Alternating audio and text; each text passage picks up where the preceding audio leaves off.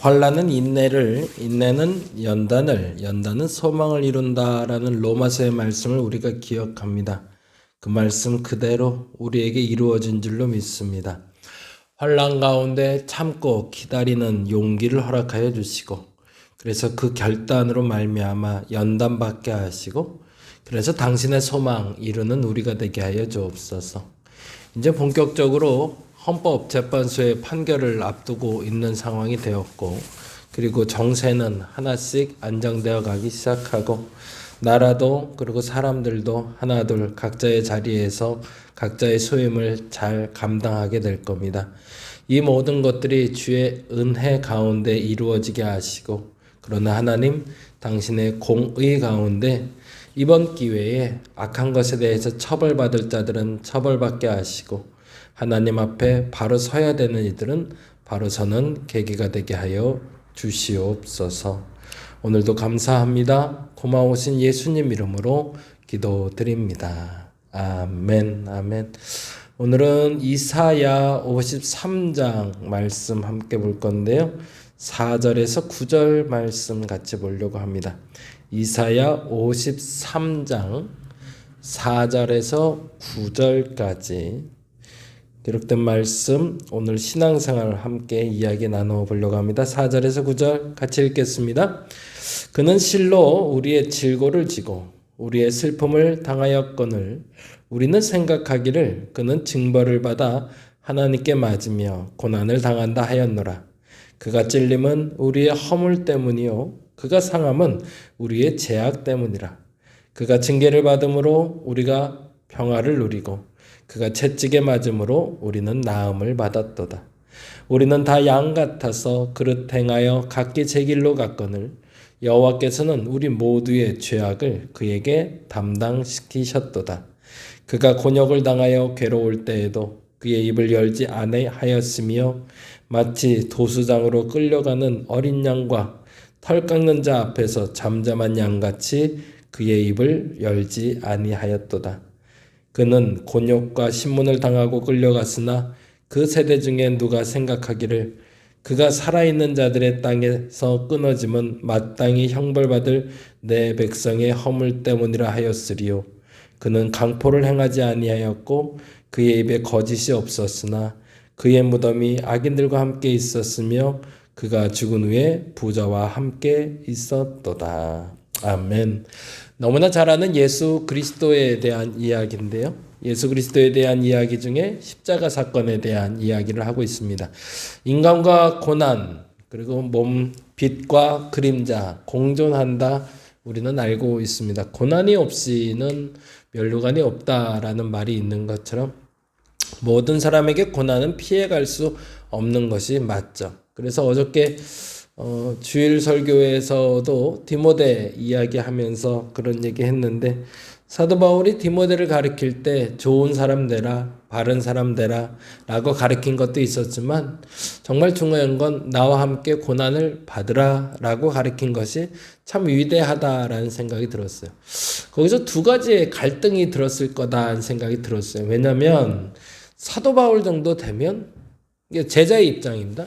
제자의 입장에서 보자면 사도 바울 정도 되면 고난도 없어야 되고 뭔가 좀 형통해야 되지 않을까?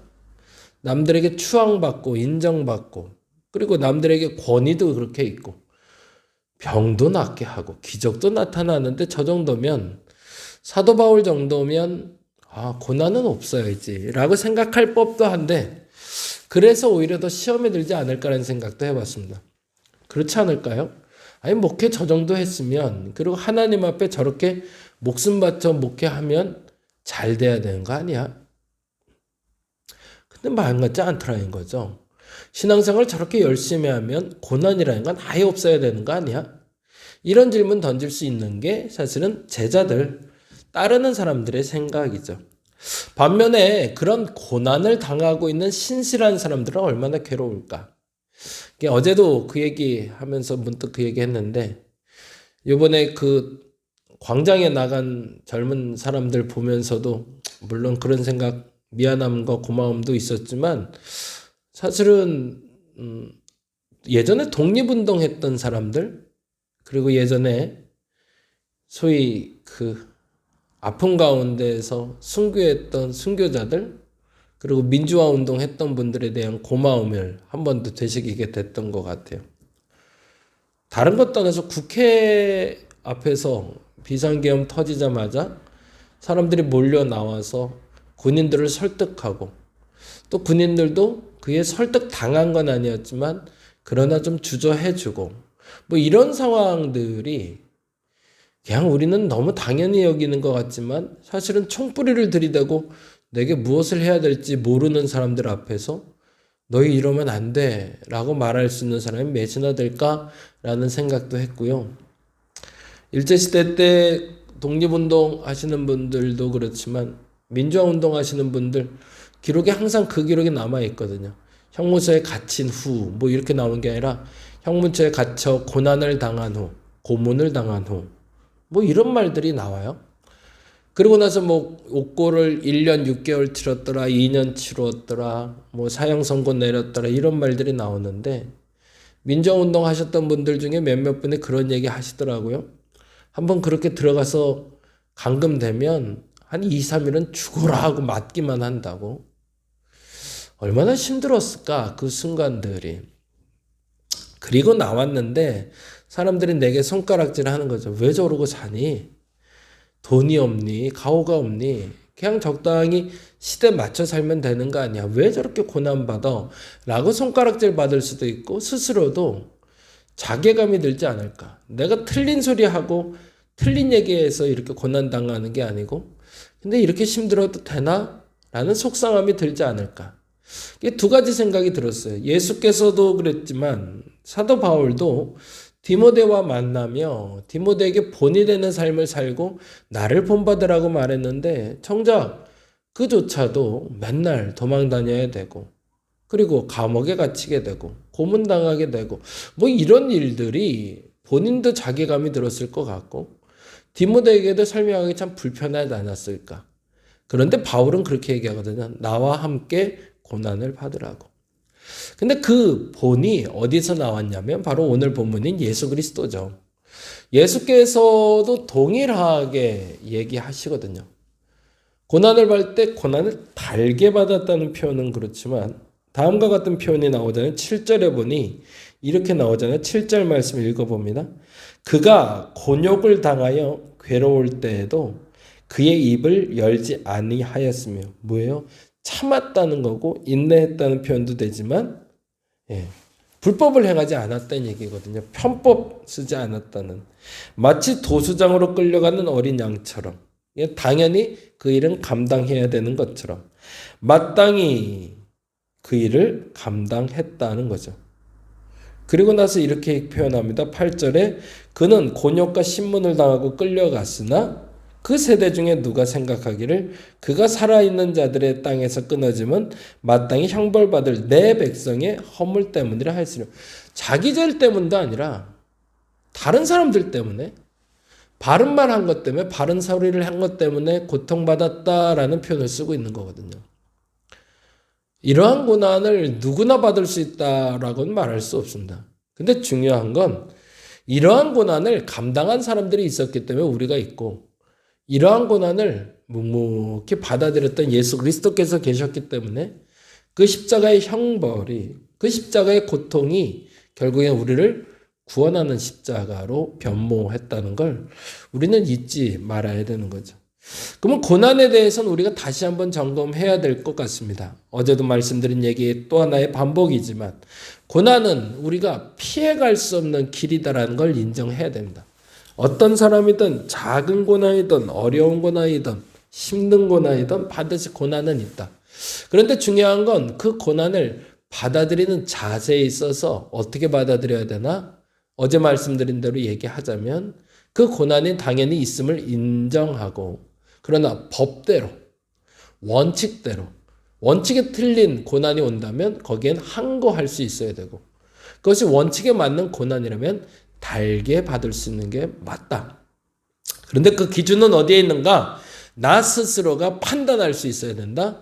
내가 생각하고 내가 고민하고 내가 결단해야지 누가 시켜서 누구 때문에 라는 핑계에 대지 말자. 그 얘기가 오늘 본문에 53장 1절과 2절에서 다시 한번 반복됩니다. 1절 말씀 볼까요? 53장 1절에 보니 그 예수께서도 그 고난을 그대로 감내하신 이유, 그 목적을 다음과 같이 이야기하고 있습니다. 53장 1절이죠. 같이 읽어볼까요? 우리가 전한 것을 누가 믿었느냐? 여호와의 팔이 누구에게 나타났느냐? 거기다 줄쳐놓죠. 여호와의 팔이 누구에게 나타났냐? 무슨 말이에요? 내가 이 고난을 당하는 것도 하나님의 뜻이라는 거죠. 와, 이 말이 되게 어렵죠. 내가 이렇게 고난을 받는데 그것이 바른 가치와 바른 것에 내일에 대한 기대가 없이 단지 내가 잘못해서 달게 받는 고난이거나 혹은 잘못된 가치관 때문에 겪는 고난이라면 그것은 무의미하다라는 얘기를 하는 거죠.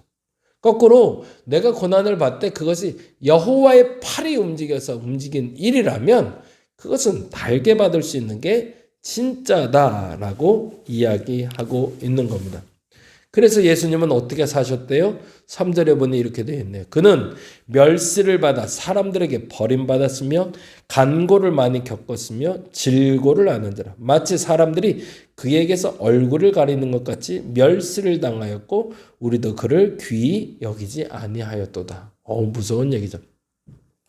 그가 살아있는 동안 추앙받고 인정받고 사랑받는 것도 있었지만 그가 고통받는 동안은 아무도 그 곁에 없어라. 심지어 제자들도 떠났고 사랑하던 이들은 아무도 없는 암흑 속에서 6시간 동안 홀로 십자가를 감내해야 되는 시간. 그 시간이 그에게 필요했다는 거죠. 왜? 그게 하나님의 뜻을 이루는 것을 알았기 때문에. 그래서 결국에 이룬 건 뭐죠? 우리에게 말씀해 주시는 결론이기도 하죠. 그게 바로 8절이죠. 8절 말씀 다시 한번 읽어볼까요? 그는 곤욕과 신문을 당하고 끌려갔으나 그 세대 중에 누가 생각하기를 그가 살아있는 자들의 땅에서 끊어짐이 뭐 때문에? 마땅히 형벌받을 내 백성의 허물 때문에. 그게 예수께서 십자가에 달리신 목적인 거죠.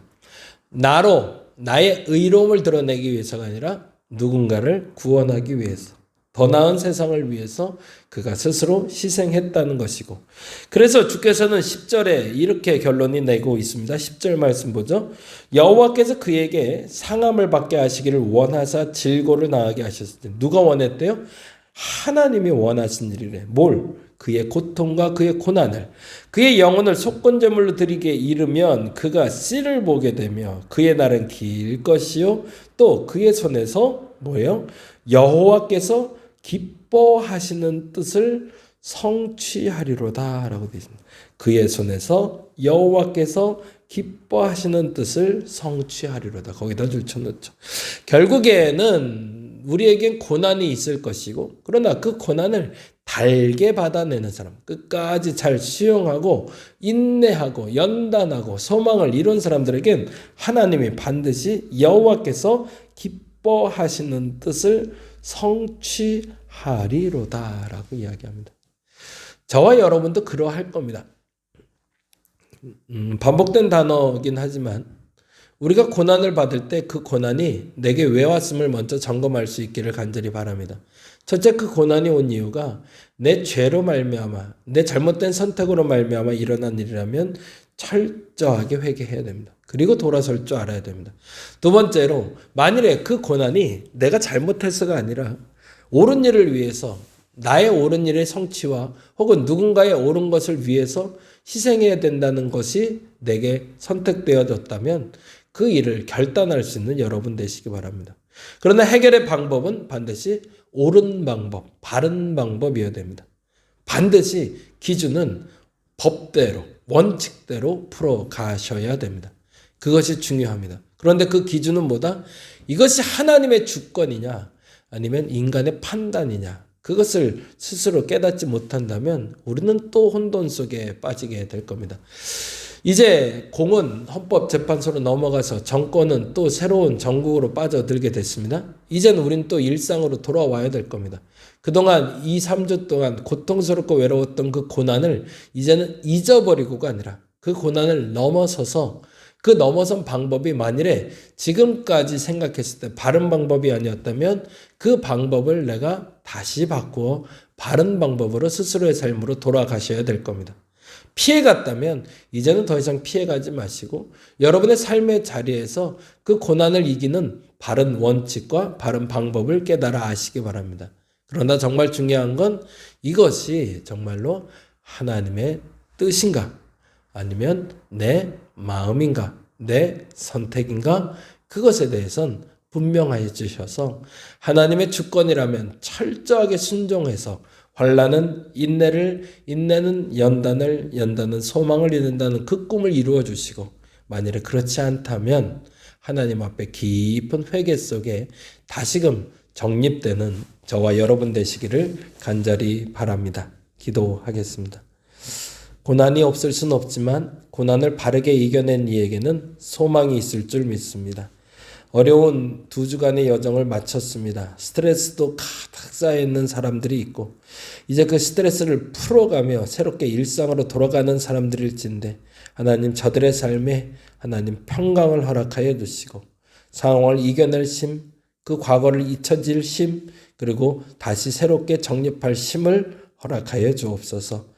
그래서 우리 성도들이 각자의 삶의 자리에서 흐트러져 있지 아니하고 자신의 본분을 잘 감당하게 하여 주시옵소서. 감사합니다. 고마우신 예수님 이름으로 기도드립니다.